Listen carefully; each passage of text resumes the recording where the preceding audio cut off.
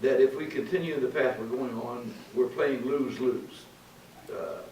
The judge and the courts lose, we lose, because it's, nobody's, we can't solve a problem if we can't figure out a way to at least get the public's rejection or support of the Headley restoration. That would help us, but it doesn't, it still doesn't take, it's not a panacea, it's not a silver bullet. In other words, we're still faced with the reality that many of our costs are going to continue to escalate, and so we need it. So what are you saying?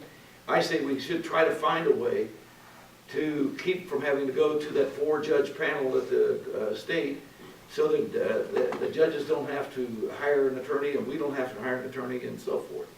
And by doing that, maybe we can make some chicken salad out of chicken manure.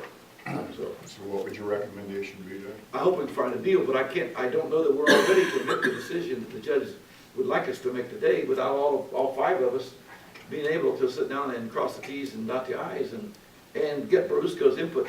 We still have.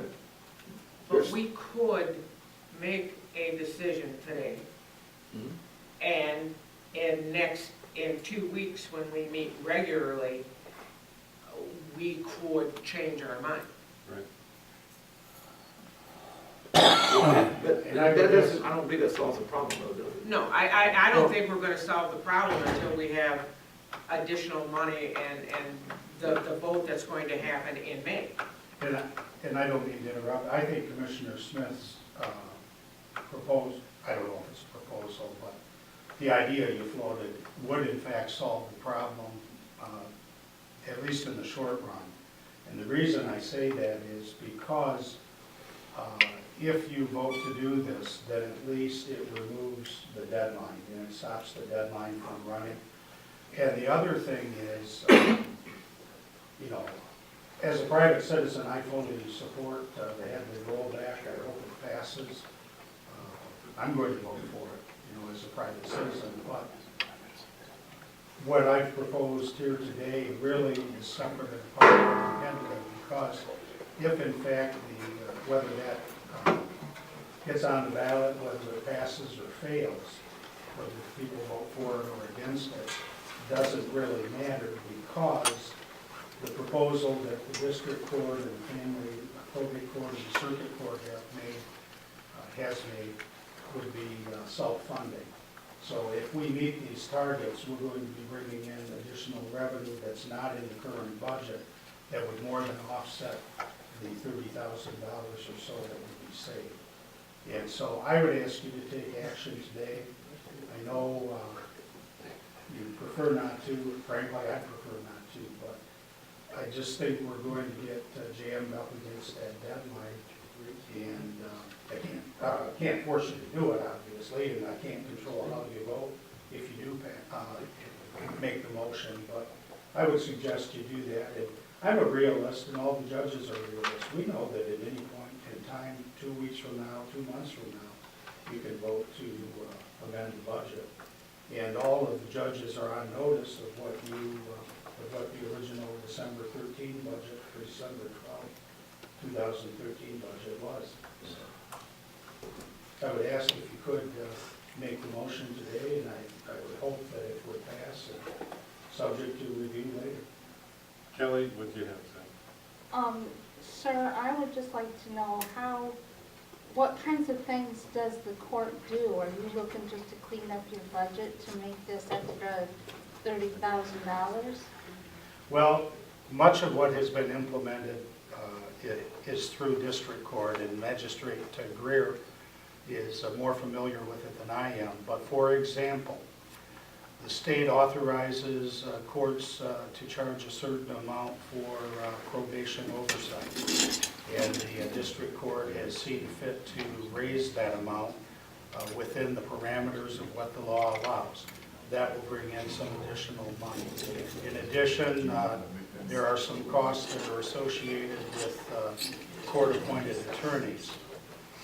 The U.S. Constitution and the state Constitution say indigent criminal defendants are allowed or required to have court-appointed attorneys.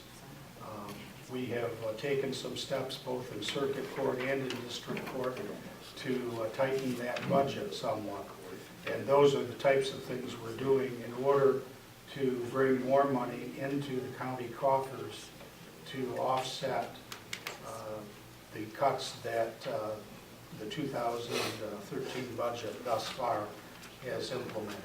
And the reason we're doing this is because the courts are required by law to administer justice, and all three of the judges have made the determination that we need these clerks on a full-time basis in order to administer justice fairly and efficiently. There have been major cuts in the district court over the last 3 years. In addition, the circuit court staffing level is the same as it's been for 30 years now. The family court budget or staffing level is the same as it's been for about 18 years, and the friend of the court is at the same level it's been for 17 and a half years. And we're not asking for any increases, we're just asking that the cuts not be made. Okay. I don't think we need to go into a executive session. We're trying to work with the judges, and they're trying to work with us, and we've got a good dialogue going back and forth. It's just this deadlines that we're coming up against.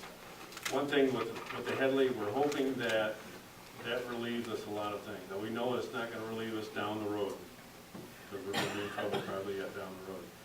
But there's a lot of things we have to do. We got to look at boilers, we got to look at roofs. We're looking at maybe trying to get a couple deputies back later on. We're looking at help try to fund the courts what we can. We're looking at extension office, trying to help them what we can.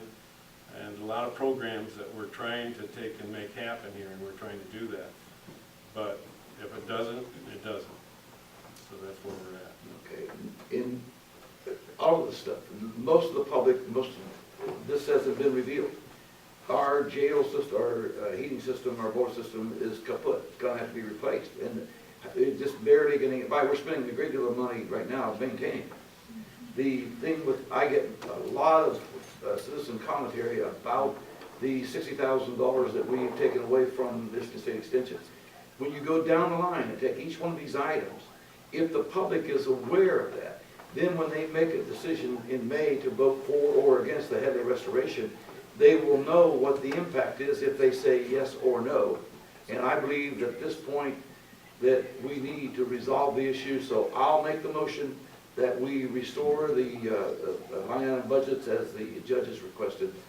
And let's, if that gets us the time to at least get it looked at objectively by the voters, then let's just try to do it. Let's see if we can make it work. I will support that, and in addition, one of the things I would like to add is, why would we be spending money hiring lawyers to offset when we don't have that money? And so with the court's willingness to work with what's happening, that's just my opinion.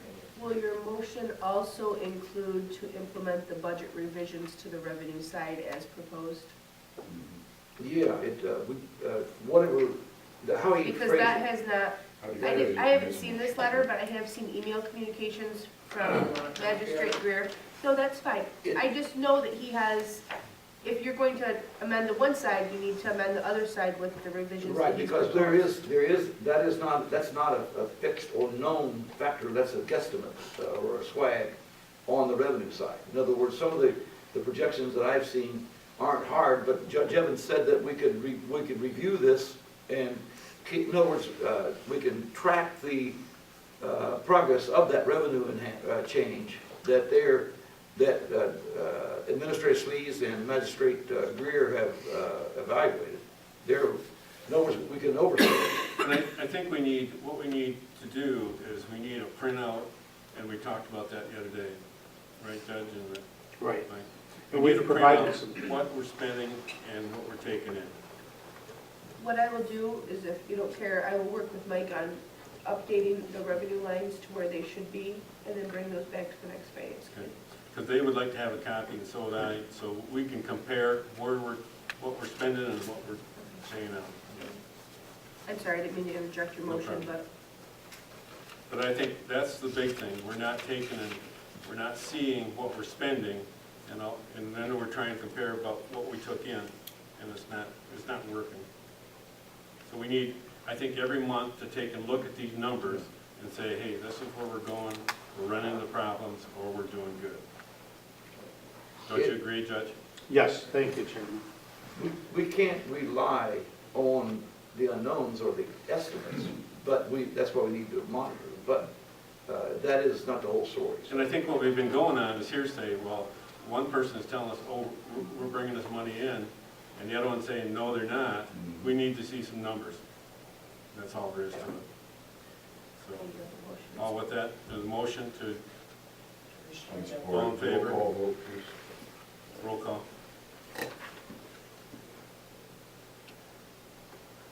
Commissioner Smith, Yes. Commissioner Burgo, Yes? Commissioner Carl, Yes. Commissioner Walters, Yes. Commissioner Altman. Yes. Thank you. For the 2014 levy, tax levy and subsequent years, subsequent periods of law.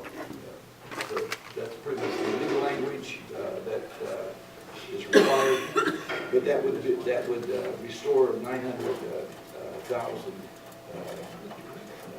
to tax liabilities.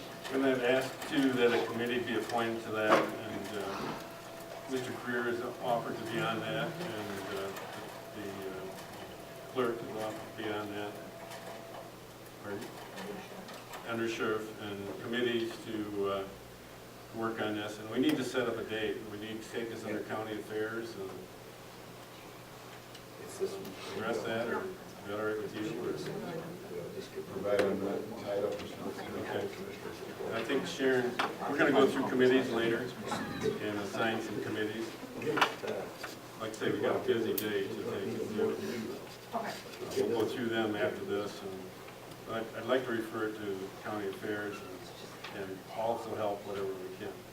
We need to get this rolling so that This, we can act on it. Is there a motion and support? There's a motion. I made this one. All in favor? Aye. Opposed? Motion carries. Is that, I don't think it needs roll call. But we need to get going on it.